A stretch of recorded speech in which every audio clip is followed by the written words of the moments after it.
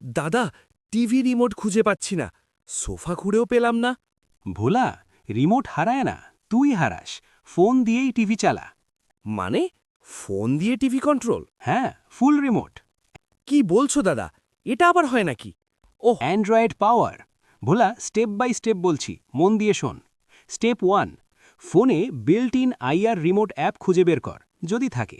না থাকলে play store থেকে গুগল রিমোট অ্যাপ ইনস্টল কর এবং অ্যাপটা ওপেন কর। ওপেন করার পর ডান দিকের একদম নিচে রিমোট আইকন শো করবে, ওটা ক্লিক কর। স্টেপ 3, টিভি ব্র্যান্ড সিলেক্ট কর। স্টেপ 4, এখানে বলে রাখছি টিভি আর ফোন সেম ওয়াইফাইতে কানেক্ট থাকতে হবে, এটা মনে রাখিস।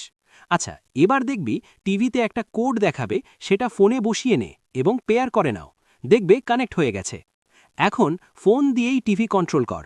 হ, এখন রিমোট ছাড়াই কিং। ভোলা, রিমোট কোথায়?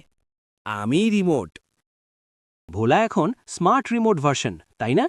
এমন আরও টেক ট্রিক জানতে সাবস্ক্রাইব আর ফলো কর।